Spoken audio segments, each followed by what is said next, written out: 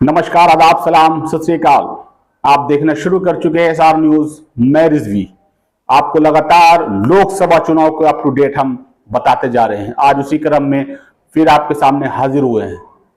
आपको बता दें, पूर्णिया हॉट सीट बन चुकी है। लोकसभा का चुनाव पूर्णिया बहुत ही नजर में रहने वाला है। और क्यों, यह हम आपको तफसील से बताएंगे। इसलिए कि पप्पू यादव ने पूर्णिया के लिए अपनी पार्टी को कांग्रेस में मर्ज किया है, इस तरह की बातें निकल कर आ रही है। लेकिन जहां उनको अपनी पार्टी जो कांग्रेस में वो शामिल हुए, कहीं ना कहीं पूर्णिया से उनको टिकट नहीं देकर आरजेडी के खेमा में जो पूर्णिया गया, आरजेडी ने अपने प्रत्याशी को वहां से लड़ाया।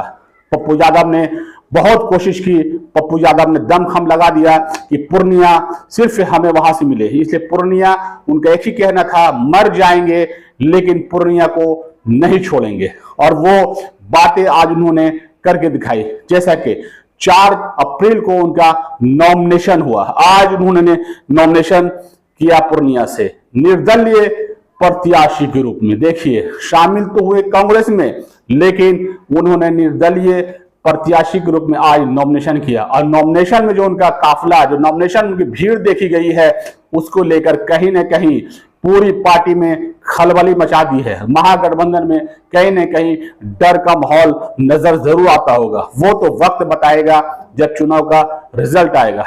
लेकिन पप्पू यादव ने लगातार ये कोशिश की कि पूर्णिया से हमें किसी भी सिंबल से हमें लड़ाया जाए। वो निर्दलीय नहीं लड़ने के मूड में थे, लेकिन कोशिश नाकाम निकली। उसके बावजूद उन्होंने निर्दलीय के तौर पर आज नॉमिनेशन पूर्णिया से किया और उन्होंने लोगों से अपील की कि पूर्णिया को बचाइए।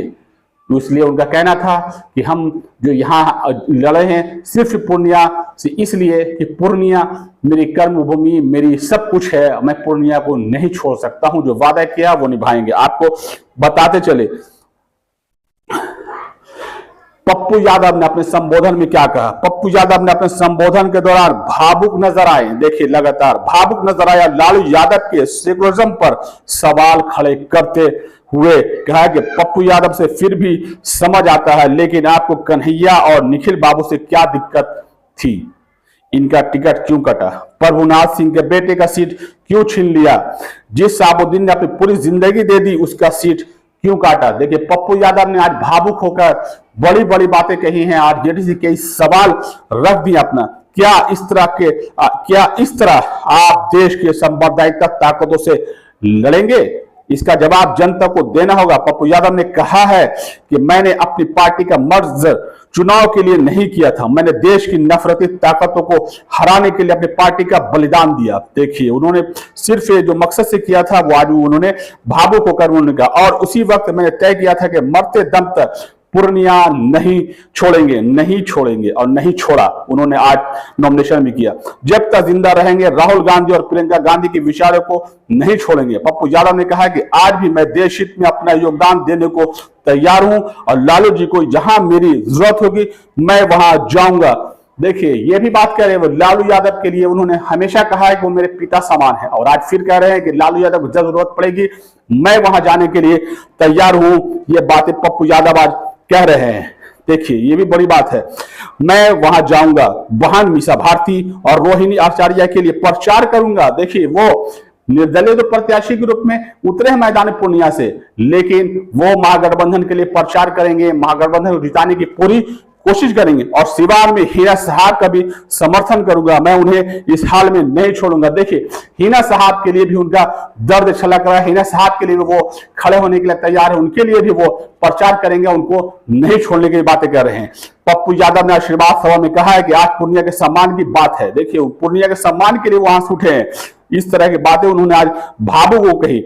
सीमांचल में एक बेटा पैदा हुआ और यही बेटा दुनिया में कोसी सीमांचल का नाम करेगा। पहली बार यहाँ के लोगों ने एक बेटा पैदा किया, इसलिए आप अपने बेटे को गले से लगा लीजिए और बहुमत प्रचंड वोट जिताकर पूर्णिया के सम्मान के साथ खिलवाड़ करने वालों को सबक सिखा दीजिए। देखिए, पूर्णिया के आवाम से अपील कर रहे हैं पप्पू यादव कि अपने बेटा को एक बहुमत से जिताइए ऐसा, और सवाल जो खड़े करने वाले हैं उनको सबक सिखा दीजिए। बड़ी बात कही है पप्पू यादव। आगे अब इलेक्शन का जो चुनाव का जो जैसे जैसे करीब आएगा, वोटिंग होगी, गिनती होगा, लोगों का क्या मिजाज है वो वक्त बताएगा। इस तरह की तमाम ताजा खबरों को देखने के लिए चैनल को सब्सक्राइब करें, लाइक करें, शेयर करें। धन्यवाद।